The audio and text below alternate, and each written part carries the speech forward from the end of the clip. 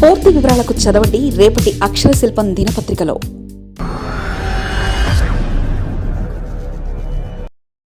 తమిళనాట కింగ్ మేకర్గా విజయ్.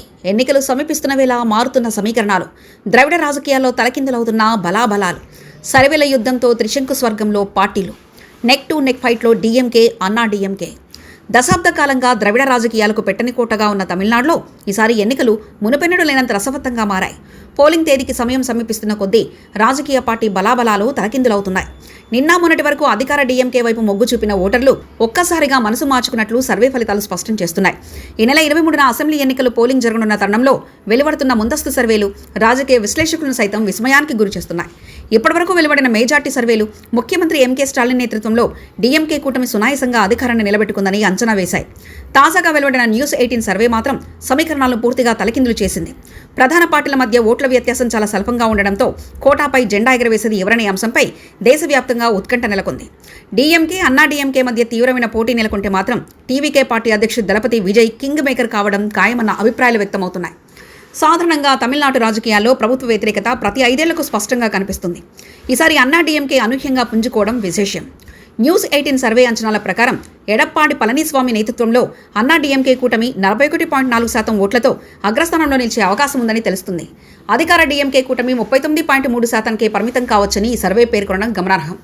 కేవలం 2.1% ఓట్ల తేడాతో మాత్రమే ఉండడంతో ప్రతి నియోజకవర్గంలోనూ పోరు అత్యంత హోరాహోరీగా ఉండబోతుంది. ముఖ్యంగా బీజేపీ, పీఎంకే వంటి పార్టీలతో అన్నా డీఎంకే కుదుర్చుకున్న పొత్తులు క్షేత్రస్థాయిలో ఆ పార్టీకి బలమైన మైలేజ్ ఇస్తున్నట్లు రాజకీయ విశ్లేషకులు భావిస్తున్నారు.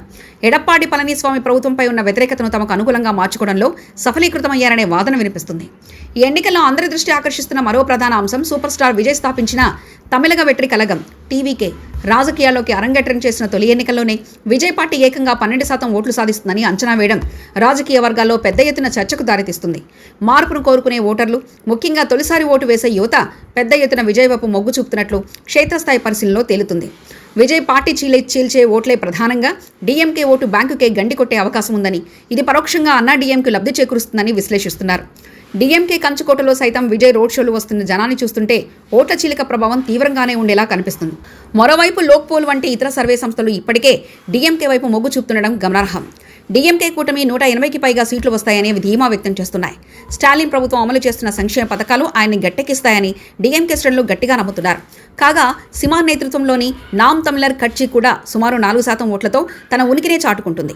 ఒకవేళ ఏ పార్టీకి స్పష్టమైన మేజార్టీ రాకపోతే 12% ఓట్లు సాధించబోతున్న విజయ్ పార్టీ కింగ్ మేకర్గా మారే అవకాశం ఉంది.